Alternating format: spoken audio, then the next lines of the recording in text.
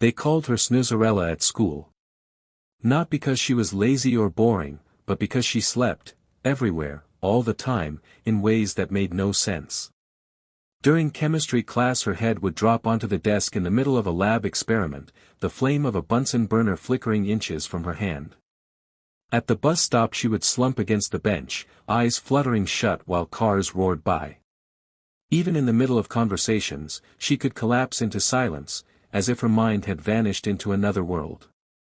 At first, people laughed. "Careful," they'd tease, "don't wake Snoozarella, or she'll turn back into a pumpkin." The name stuck. What they didn't know was that behind the nickname was a 16-year-old girl whose body was betraying her. Her real name was Elara. Elara lived in a constant fog. Sleep was not rest for her but a prison she couldn't escape. No matter how hard she tried to fight it, exhaustion pulled her under like a tide. Her father said she was just a growing teenager, her teachers muttered about laziness, and her friends drifted away because no one wants to sit beside a girl who might pass out mid-sentence. But inside Elara burned a desperate wish, to be seen for who she really was, not for the way her eyes kept closing. The main conflict.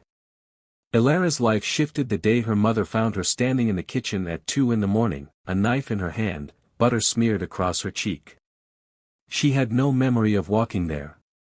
The doctors called it narcolepsy mixed with parasomnia, but the words did little to ease the shame that clung to her. She didn't want a diagnosis, she wanted control. Her internal war was relentless.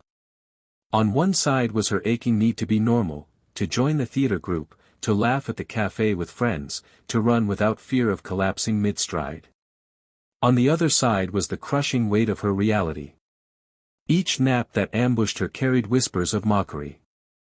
Each dream blurred too close to waking life, leaving her doubting what was real. And then came the visions. In her sudden sleeps, she began to see a girl who looked like her but wasn't her. The girl's eyes glowed faintly silver, and when she spoke, her words echoed as if spoken from inside a cavern. "Wake up, Elara," the figure urged. "Or you'll miss it." "Miss what?" Elara didn't tell anyone about the visions. She could already hear the laughter. Snoozarella thinks she has a fairy godmother now. But the visions grew stronger. Sometimes she woke with strange objects in her room, pressed flowers she didn't own, a key carved from bone, a folded note written in her own handwriting, "You're closer than you think." Elara wondered if her dreams were bleeding into reality, or if reality itself was beginning to unravel. Rising tension. Her only refuge was the library, where the quiet masked her sudden dozes. One rainy afternoon, while half asleep at a corner table, she jolted awake to find her notebook filled with words she didn't remember writing. "The gate is opening. You are the threshold." Her heart hammered. She flipped the page and kept writing, though her hand trembled. "I don't understand." "Who are you?" Her hand moved without her. "You." That night she confronted the silver-eyed girl in her dream. "Why are you haunting me?" she demanded. The girl tilted her head. "Not haunting. Guiding. You're asleep in one world and half awake in another. That's why they call you Snoozarella. But what they don't know is that you are the bridge." "A bridge to what?" The girl's expression darkened. "To everything they've forgotten." Elara woke gasping, tangled in her sheets, the word bridge ringing in her ears. The twist. The next day, during history class, Elara's head dropped against her desk. In the dream, she found herself in the middle of a forest. At its center stood a stone gate carved with symbols that pulsed faintly. The silver-eyed girl waited beside it. "This is the gate," she said. "It opens soon. You have to choose whether you will step through." "What happens if I don't?" The girl's voice softened, but there was steel underneath. "Then you will keep living half asleep, never truly awake, until your body gives up." Fear surged through Elara, but beneath it was something else, a flicker of hope. Was this curse actually a calling? Was Snoozarella more than a cruel joke? Before she could answer, a shadow moved behind the gate.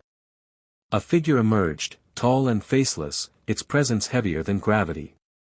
"She's not ready," it hissed. "Keep her dreaming." Elara jerked awake in class, her throat raw from a scream no one had heard. Escalation. For days she wrestled with herself. Was she losing her mind, or was she being prepared for something beyond the ordinary? Her mother begged her to focus on treatment. Her teachers warned her about failing grades. Her father shook his head, muttering about attention-seeking. But every dream pulled her closer to the gate. Every waking moment felt less real than the silver-eyed girl's world. Finally, during a thunderstorm that rattled the windows, Elara let go. She curled on her bed, whispered, "I'm ready," and allowed herself to slip under. The forest welcomed her. The gate loomed. The silver-eyed girl smiled sadly. "If you step through, you'll leave this world behind. Your pain, your shame, even your name.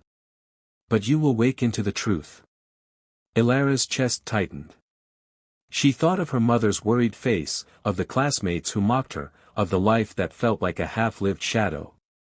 She thought of being seen, finally, not as Snoozarella but as something more. She stepped forward. Climax. The faceless shadow lunged, its voice a storm of rage. "She belongs to sleep." Elara's body trembled, but the silver-eyed girl pressed a hand against hers. "You are not a prisoner," she whispered. "You are the key." Something broke open inside Elara. All the years of ridicule, the isolation, the aching exhaustion, they burned away into clarity. She wasn't cursed. She was chosen. With a cry, she touched the stone gate. Light erupted, blinding, searing, filling her veins with fire. The shadow shrieked, torn backward into darkness. The gate swung open. And then. Conclusion. Elara woke in her bed, gasping. But something was different. She felt sharp, alive, her body humming with energy she had never known. Morning sunlight painted her walls, and for the first time in years, her eyes did not ache with exhaustion. Downstairs, her mother stared when Elara bounded into the kitchen. "You're awake," she whispered, as if it were a miracle. Elara smiled, though a secret trembled in her chest. Awake, yes. But part of her still felt the pull of the forest, the silver-eyed girl, the gate standing open in another world.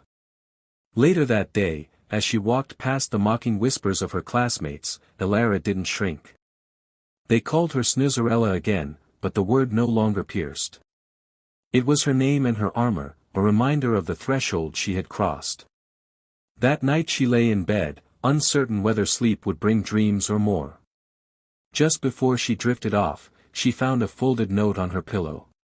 "This isn't the end. It's the beginning. E." Elara touched the paper, her heart racing. She realized the silver-eyed girl had always been herself, the part that refused to give in. The gate was not only in dreams, it was in her. She closed her eyes, steady and unafraid, wondering what she would find the next time she stepped through.